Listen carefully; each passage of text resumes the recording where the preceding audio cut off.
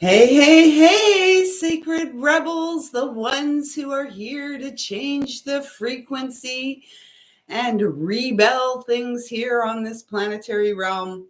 We're going to start today with the heart chakra singing bowl just to connect us to this space. Yes, as Tristan settles in. So as we connect today, just take a few deep breaths.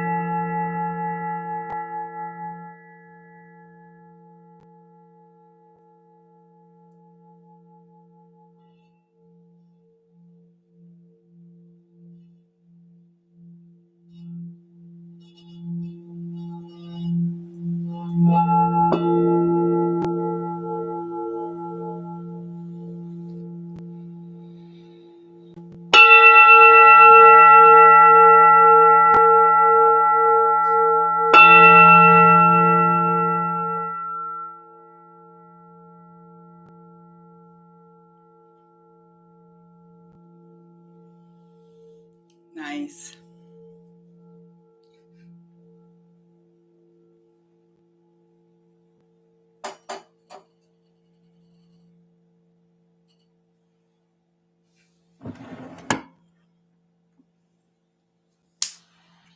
Perfect. So let's get into this. It is Friday, the 18th of April.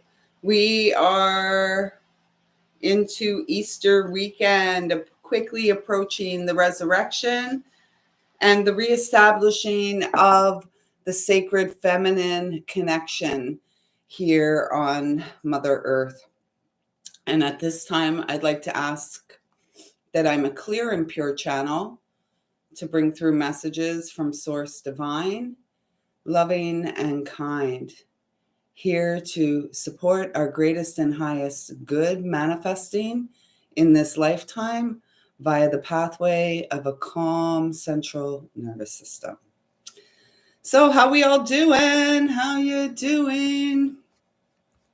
Happy Good Friday to all of you. Yeah, so I'm going to take a sip of my clove tea.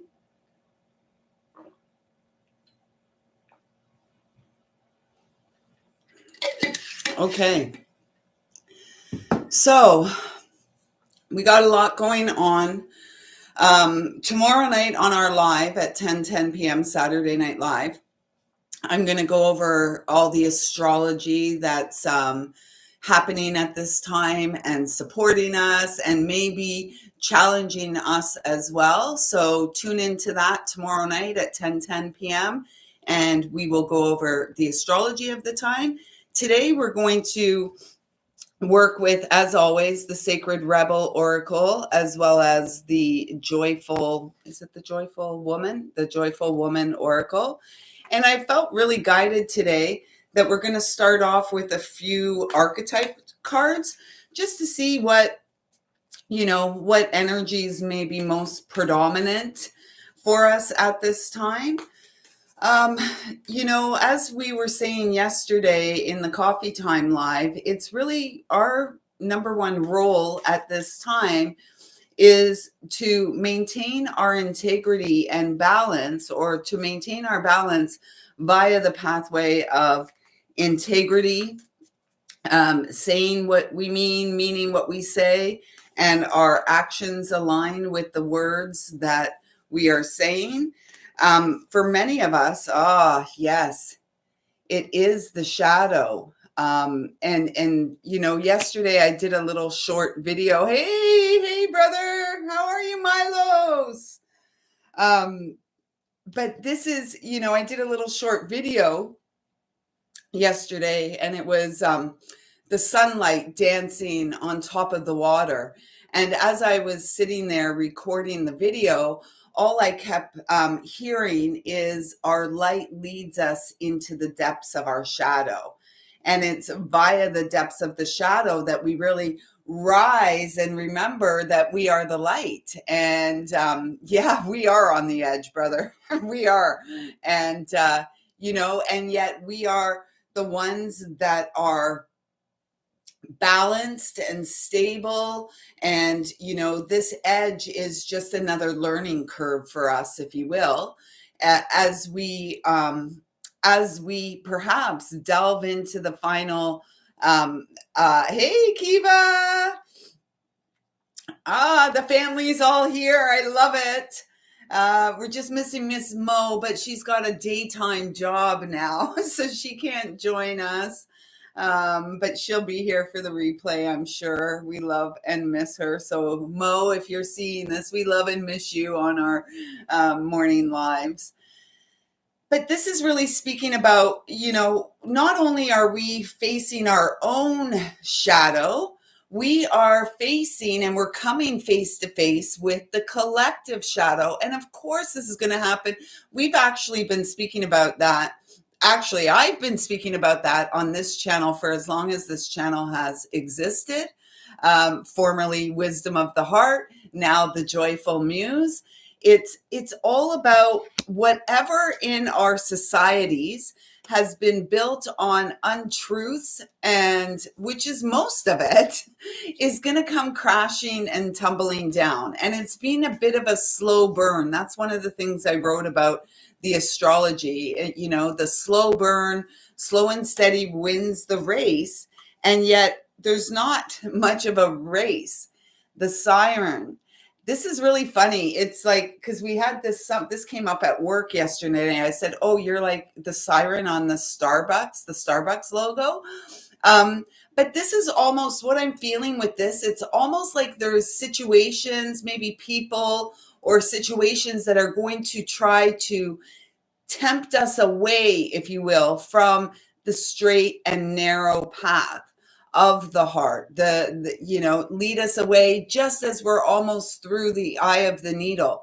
We will not be distracted, and we will no longer be led astray by, let's just say, demonic forces that do not have humanity's greatest and highest good at play in their game.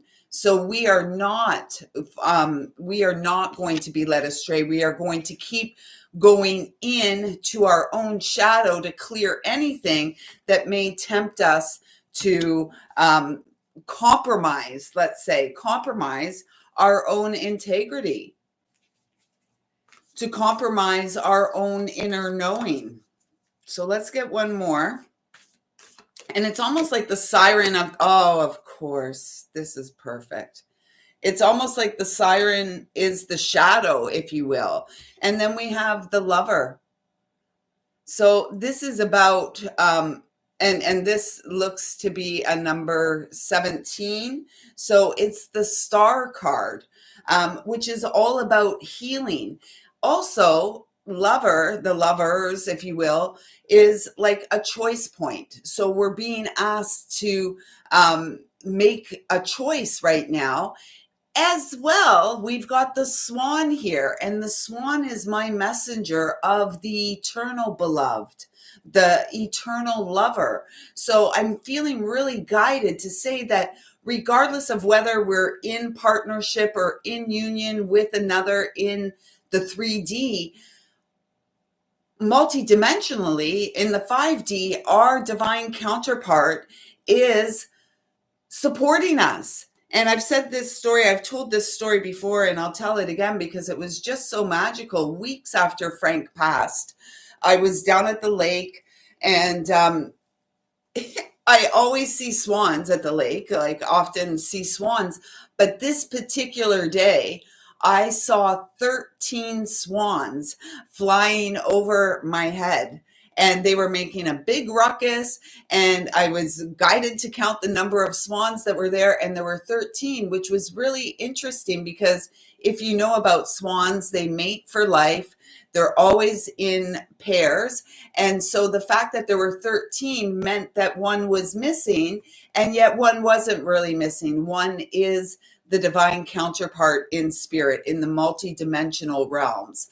So we are loved and supported to make choices that no longer have us spinning our wheels and going back into spaces and places where we don't fit, where we don't belong.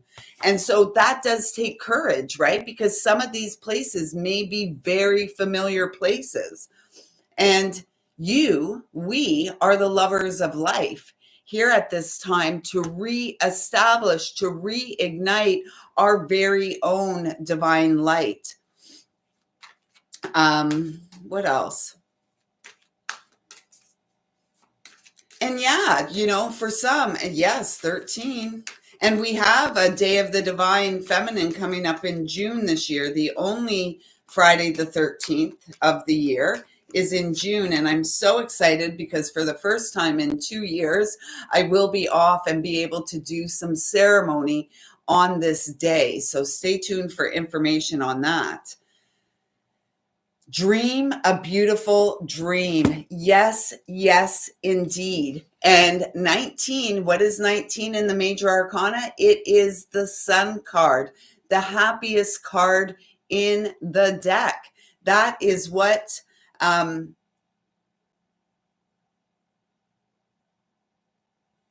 yeah.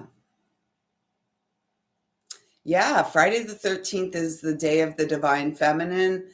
And that's been a number. Think about it. So this is what's happening this weekend, and we've been working towards it. We've been sharing and speaking about it for at least since the holy days of 2024. So in and around the solstice and beyond, we were getting this message about the time of Easter and the resurrection. And this year feels so potent. It feels like the feminine truly, like, on the day that our brother was nailed to the cross, the essence of the feminine was also nailed to that cross with our brother.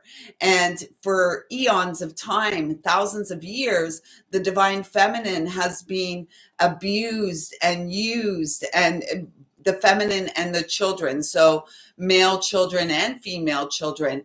And at this time, this particular point in time in our lifetime, it's almost as if the feminine, the divine feminine, is being anointed to rise up and take her place in the world, to take her spot as the counterpart to the masculine Christ. There's the masculine Christ and the feminine Christ. And so Milos is the embodiment of the masculine Christ, and Kiva and myself are the embodiment of the feminine Christ. And for the first time in thousands of years, these energies are coming together in divine partnership. Righteousness and truth is being restored to that story. And why would they diminish, and why would they subject the divine feminine to abuse and trauma throughout the ages?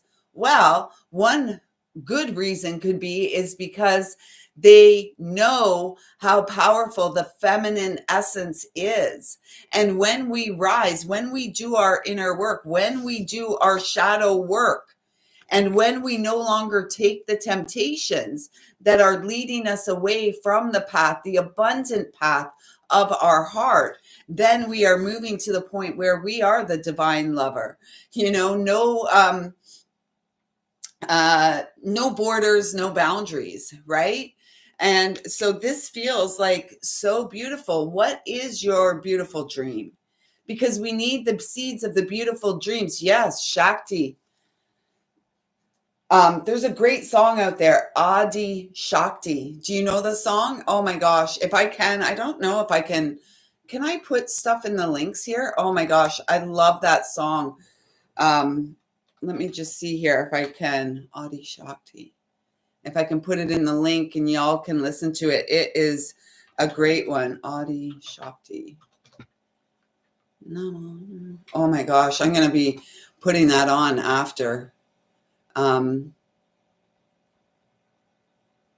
I don't know which is the hmm.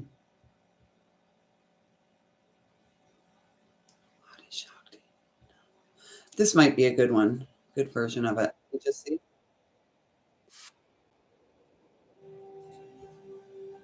Okay, I can't play it because I don't want to get pinned for copyright. Yeah, Adi Shakti. That's it. Here we go. It's in the link chat. It's in the chat. Check it out. It is an amazing song, which I'm going to be going to listen to after this. And yes, it is the divine feminine power, the primordial mother. And so in this umbrella of the primordial mother is all of it. It's wisdom that was there God when God created this experience for the human. We can think of the primordial mother as the divine feminine energies like Isis and Mother Mary, and even like the Magdalens.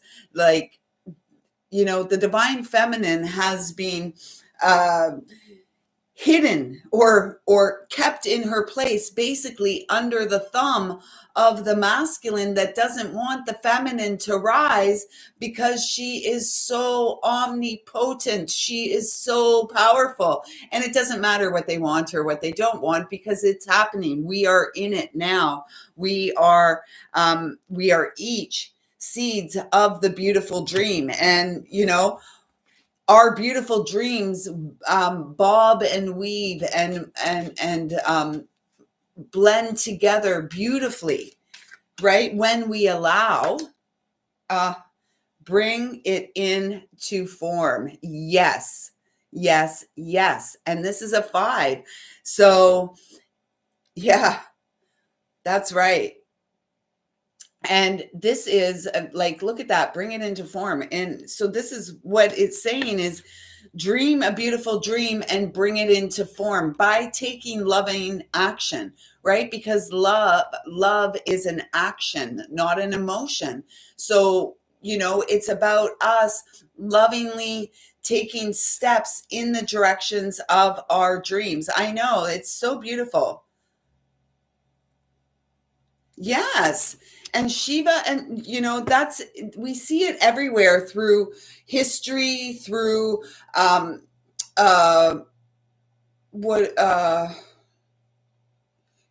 different stories, the different creation stories, and the stories through all time, all these um religious stories, if you will, that we hear. The feminine has always been, like Mary Magdalene, for example, was portrayed as a prostitute, as opposed to the divine feminine Christ, the counterpart to Yeshua.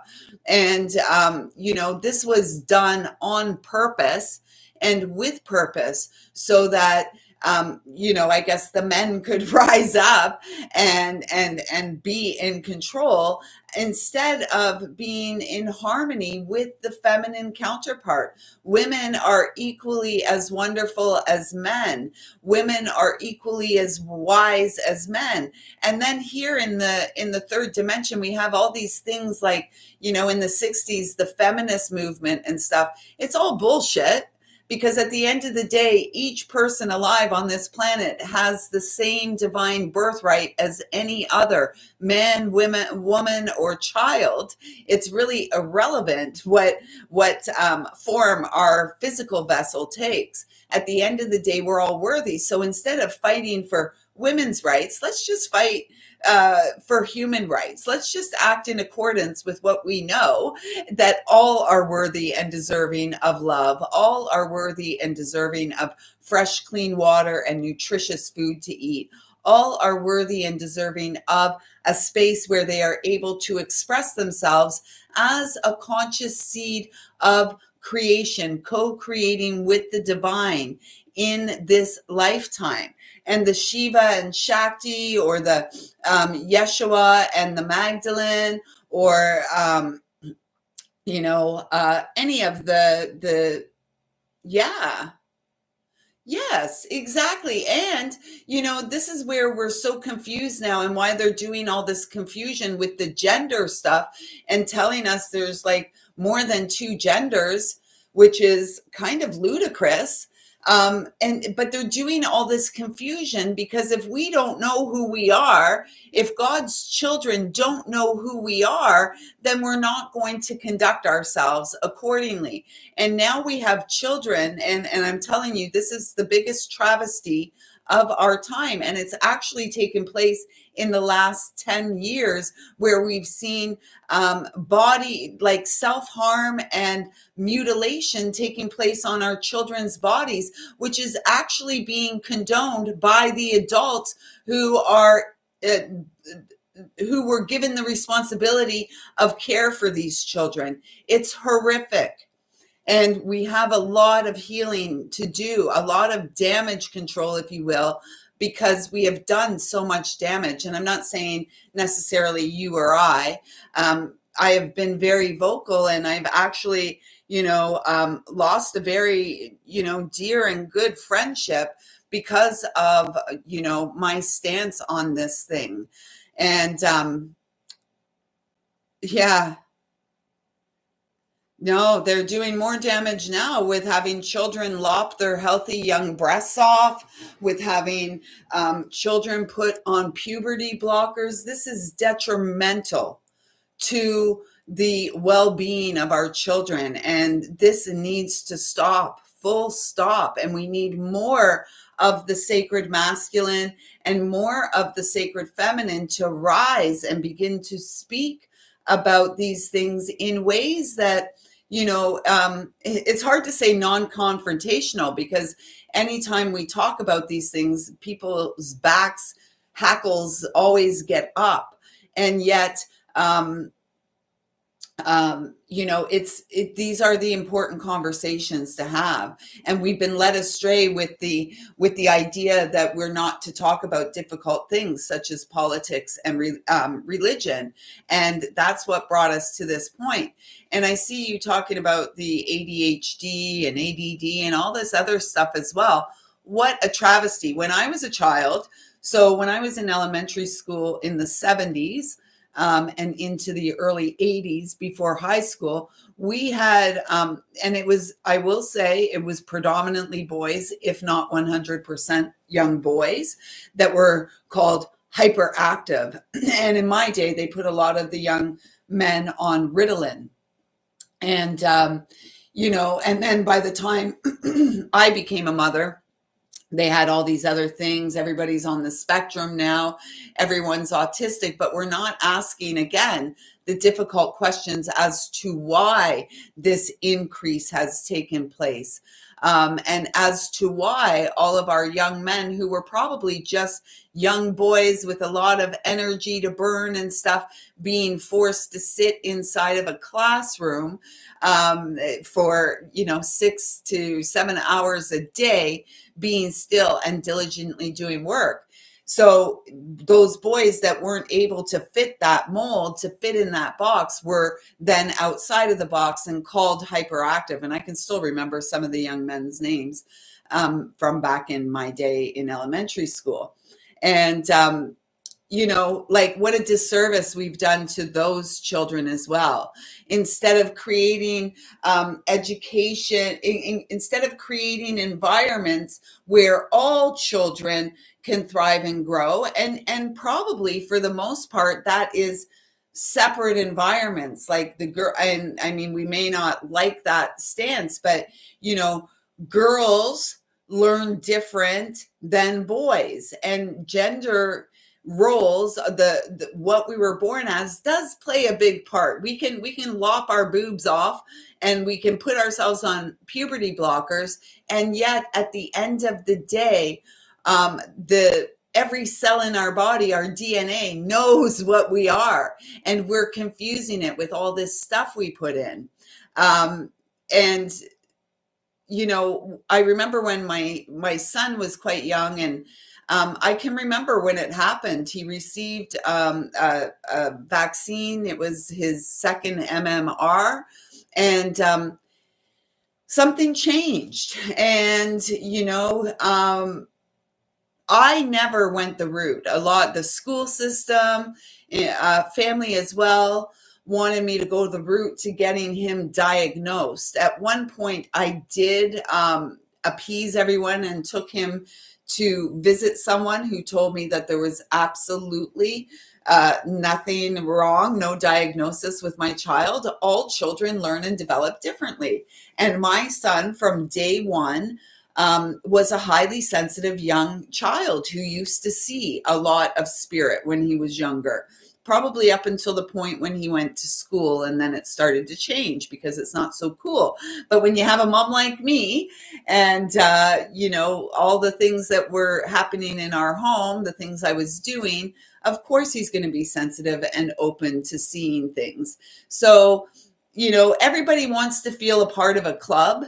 Everybody wants to feel included and accepted for who they are. So now we've got all these clubs that label us this: oh, we're on the spectrum, we're this, we're that, we're ADHD, we're what are some of the I have a lot of adults that I know too that say, oh, I have adult ADD and stuff like this. Ground yourself.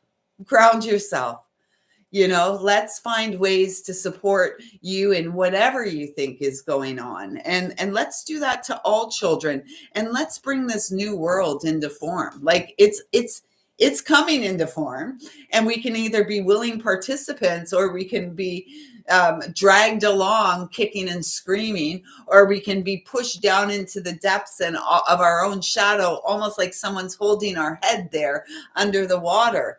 We're not here for that. Yeah. Yeah, speaking up is, it's truly an act of courage. And that's why I always like to call all of us, we've got the heart of a lion, the heart of a lion, which is fierce and can be equally as gentle as it can be fierce.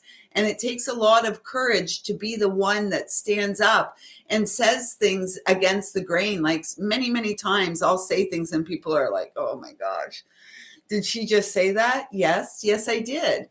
And yet, one thing I do know is that a lot of people have great respect for me and the things that I say, even though they may not always agree with it. And I have to say, yesterday at work, I got the greatest compliment again. A couple of the young ladies said that when they grow up, they want to be just like me. I was like, oh my gosh, I'm telling them that on my live. I love it. In schools now, they use the words neurodivergent. What is that? What kind of foolishness is that? If I was, younger, 20 years younger, and I was just stepping out as a new mom again, I'm not sure I would send oh gosh. Oh, can we just agree that everybody learns differently? We're calling children learning disabled. Um, you know, it's really quite a travesty, honestly, the way that the world is operating these days. Um, yeah, that's weird. They always come up with these like catchphrases and stuff like this. There's no, currently we're at a time, like I said, I was saying, if I had to do it all over again, and the way that yeah, uh, we may as well just call people retarded, but we're not allowed to say that anymore. Although, retarded, and again, I'm not saying that these children are retarded. I'm just saying like how we've gone as a society. We can't say retard or retarded, even though it means delayed development, delayed development. That's what it means. But it's very offensive now, but we can call our children neurodivergent. We can say our children are on the spectrum. We can say our children are trans, or maybe they identify as a furry. What in the actual heck is going on? It's ridiculous. And not only this is also having a deep and profoundly negative impact on the LGBT community, right? All this trans, all the letters that they've added after have a real effect on our brothers and sisters who are simply gay or homosexual, and now we've got the trans in there, and we've got the furries in there, and we've got the non-binaries. How the hell is a human non-binary? Honestly, I mean, I could go on. I could go on for a long time about this, but I really feel like a big part of our role is to restore righteousness for all, and to stop the foolishness, and to stop allowing the powers that be, the governments mentals around the world, to direct the narrative, which is what they're doing. And they have infiltrated in an insidious way most of the structures in our society today, whether it's the schools, whether it's the union, whether it's the workplace, and these flags. Now, I saw a school just down the street from me. There's a school, and now it's flying this pink and blue flag. Quite honestly, I don't feel that they should be allowed in the public school system. I don't think any in this country, which is Canada, I don't feel that any flag should be flying on any government building besides the Canadian flag. Full stop. Around the world, I would agree that's true as well. Same with, at churches and even the Catholic schools, right? The Catholic schools got the pride flag. They got I think the pink and blue flag is the trans kids flag. What in the actual, how are there trans children? When I was a young girl, I thought I was a tomboy. I never dressed like a girl. I wanted to climb trees. I wanted to jump from, the same things the boys were doing. That didn't make me a boy. I knew I was a girl. They knew I was a girl. And we all go through our phases. But now if a girl, feels like she's a tomboy, if she says it to the wrong people, they're going to be having her on hormone blockers, and soon her boobs are going to be cut off. It's ridiculous. It's absolutely ridiculous. So 3 other cards came out here from this deck following these 2 cards. Yeah. So focus on the light. Bring our beautiful dream, and bring it into form by focusing on the light. And you notice the number there, 37. So this is the 10 energy, the wheel of fortune, bringing it in. Look at the sunflower. We follow the sun. As the sun rotates, or as we rotate around the sun, we are growing. We are turning our face to the sun. We are facing the shadows that may be falling behind, and we are moving forward because we are heaven sent to the earth at this time. I love that number 33 has come up, because 33 is my number for the Christ, feminine or masculine. Christ is a consciousness, and it is, our brother Yeshua. He was walking his journey of ascension to higher understanding, to deeper faith. Yes, 33, the pathway of forgiveness, the pathway of consciousness. And all of this whole journey, this whole pathway begins with us. We are each the consciousness walking towards the light, or we are each the consciousness growing in our light, amplifying our light via our personal practices. Conscious connections, the yin and yang, the masculine and the feminine, the spiritual and the material realm. And I find it very interesting with these fish here, because we whipped through Aries season, did we not? And it didn't really feel much like an Aries season, because we had Venus and Mercury retrograde in Pisces. We had a lot of planets back there in Pisces. So we were, the watery energy of Pisces tempered the fire, if you will, of Aries. So here we are now, coming up to Taurus season. I think the sun goes into Taurus maybe tomorrow or the next day. Anyways, come back tomorrow night and we'll talk all about the astrology of the time, of this time, because I've got a lot of notes, and I have some more notes I wanted to take and make today. So, yeah, these are all about our conscious connections. We are growing conscious connections. We are becoming more conscious in our connections, conscious in the way that we speak, the way we act, and just the way that we move through the world, right? Like we all have a right to be here. We are all so worthy and deserving of all good things, our dreams coming true. And that what it's going to require is us setting some boundaries. We talked about this the other day. This card came up. I think I was pulling cards for people. And it's a number 24. So 24 again reduces to the 6, which is the Lover's card, not in this deck, but it's the Lover's card, the choice point, making a choice, as well as understanding that we each have a divine counterpart. And again, whether we see that in the physical form, it's one thing for us. It's more important for us to know it is the fact. It is a fact. It is truth. And with this boundaries card, it does feel like we're being called, we have to have firm boundaries. We can no longer allow people to continue to cross lines that have us feeling compromised, because at the end of the day, we're doing it to ourselves, right? We can say, oh, well, they crossed the line. Well, perhaps your boundary wasn't firm enough. Or they made me do it. No one makes us do anything. No one makes me do anything. Nobody, anywhere, even at the work, even at work. I do what I need to do. No one forces me to do anything against my will.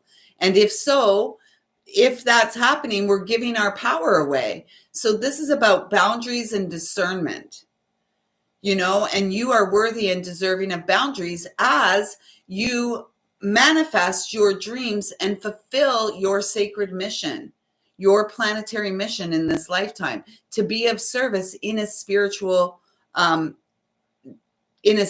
way. So it says here, my clear boundaries allow me to protect myself, nurture my intentions, and follow my true self. Who are you? You are an emotional being full of love, here as a seed of heaven's dream for humanity living in peace and harmony. I keep looking at that little bird. It's unique, right? I don't even know if that's like a true representation of some type of a bird. It probably is. But look at this bird. It's unique. And what I'm feeling with the colors on of the bird is it's important for us to be grounded as we accept the truth and heal what is untrue within us and our experience. We are growing. We are the sacred seed, the tree of life that is growing here and now.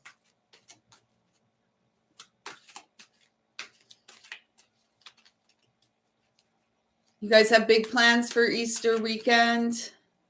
I'm so excited to have tomorrow off and spend the day with my son, and we're going to go visit some family, and yeah, I'm looking forward to it. Oh, look at this. This is so perfect. So we have the inner wellspring. Yes, I have an inner wellspring of love that luxuriously overflows with abundance. This is us. We are the abundant overflow. We are the abundant wellspring. Nice. And look at this, being with discomfort. We've been all with discomfort for a long time, but look at the numbers, 31, 3, or we could say 3113, the divine feminine. The divine feminine, as well as the masculine, have been living in discomfort for eons of time. Strife, war, conflict, and remember, we are the ones here to flip the script. We're flipping the script on its head. We're taking our heads out of the sand where only our butts are exposed and we're planting our feet firmly on the ground and allowing truth to be told, truth to be seen, truth to be reflected in you and me. At times of discomfort, I courageously seek my soul essence, which is clear, pure, and luminous. Yes, we are the light of the divine. That'll be nice. Church on a Sunday, on Easter Sunday. Don't you find it interesting? I'm not sure if this is worldwide. When I was a child, Good Friday and Easter Monday were both holidays. Here now, only Good Friday, the day of the crucifixion, is the holiday, unless you're government, and then you get the Easter Monday as well. In my opinion, it's the Easter Monday that is truly the high holiday, as it is the resurrection of the light of Christ. And yet we're celebrating the day of the nails in the hands and the feet to the cross. It seems absolutely ludicrous to me. And so that's why we're here restoring righteousness. Oh my gosh, that is beautiful, Milos. Kiva, I think that's wonderful. I'm so happy that you have them and they have you. Because that is really what the whole entire purpose of churches were, as outreach to help the community. And I was very saddened when the COVID rolled across the planet to see churches closed and actually complying with the ridiculous orders and mandates instead of doing what their purpose is outreach and servicing the community. That's a big blip on many churches here in Canada anyways. Yeah, Good Friday. Good Friday is the day of the nails and the cross. And then it would be the Monday, right? The resurrection, the rise. So I find it really Milos, I think that's beautiful. Water Monday, where we go and bathe the graves with water. That's beautiful. Perhaps we can implement that practice. If you like that, I like it. I'm going to immerse myself in water, a baptism, if you will, and rise from the waters.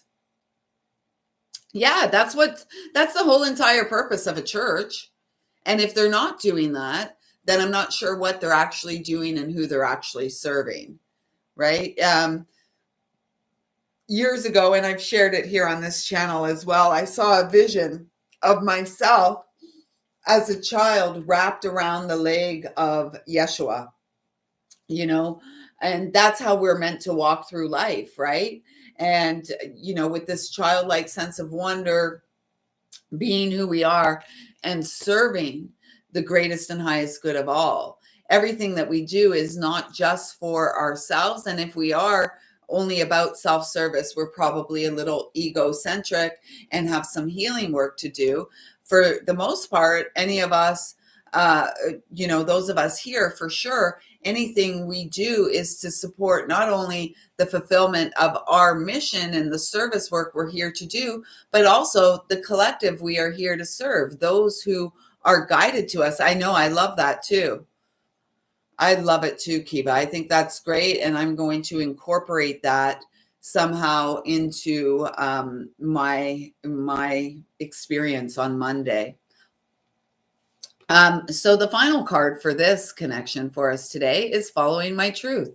And of course, Frank needed to show up not just with the swans, but with the number 12 here. We are the light. We are the channel of light. What did Jesus say? I am the way, the word, and the truth. And so much of that has been distorted through religion. And so part of what we're here for is the restoration of righteousness. And it's really important for everyone to remember. I feel it's important for us to remember, especially when we're rocking the boat or making waves, just like the moon does. I feel it's really important for us to remember that we are safe and protected to do so. We are actually encouraged to do so. And there may be a lot of entities that aren't happy with us speaking and sharing our truth. And that doesn't matter, because we're going to do it anyways, because we have the heart of a lion beaten inside of us. And this is what we came for. And, the owl, the wisdom, I brought the owl up again the other day, and here it is again. And that takes us right back to this very first card. The truth of you resides within you and your experience. The truth of your experience resides within, and it has molded and shaped you to the beautiful divine being you are today. And yet for some, there is a need. And I'm only saying this because when Owl first came to me as a guide, if you will, the first journey that we took together was into my shadow, and it was frightening. And I was like, what the heck? And Owl led me down this dark, it was like a dark staircase. And it was weird because it was like we were going down. It was almost like a dungeon. And Owl flew down. I followed. And in the corner of this dungeon, I could hear it was not a dungeon. It was a stairwell, but it was a dark, dark, seedy stairwell. And at the bottom and in the corner, I could hear crying. It was like, and this figure was like covered and cowered in the corner crying. And the owl basically, guided me to this figure in the corner. And I reached out and put my hand on the figure, and the figure turned, and I saw myself. And, the instant reaction was to reach out and hug myself. And that was about 12 years ago. Milos, have a fantastic day, brother. We'll see you soon. I love you. And we're wrapping up here anyways, but I just felt that was important to share that story about the owl, because for some viewing this, there may be a need for you to allow yourself to be guided to your shadowy depths, so you can reestablish connection with parts of yourself that you may have disowned a long, long time ago due to neglect, abuse, all these things that happen to us that have us hiding away from the world instead of allowing ourselves to see the beautiful being of light that we are. Believing in and following my inner truth helps me live as an authentic and empowered life. Yes, that is what we're here for. That's what we're here for. You know what song's coming in? I got the power. Ooh.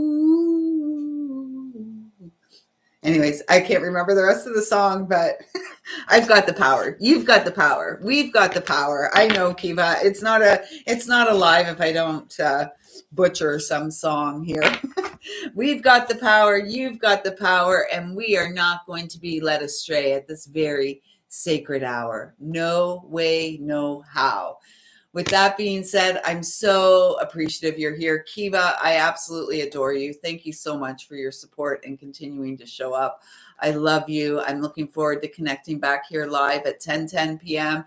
tomorrow night for Saturday Night Live. Until then, I hope you all have a fantastic day. I see you. I feel you. I love you. Thank you, thank you, thank you so much for showing up. And thank you for your courageous heart that has you setting boundaries, that allows you to manifest the most magnificent dreams of your beautiful beating heart. Until next time, take good care, everyone.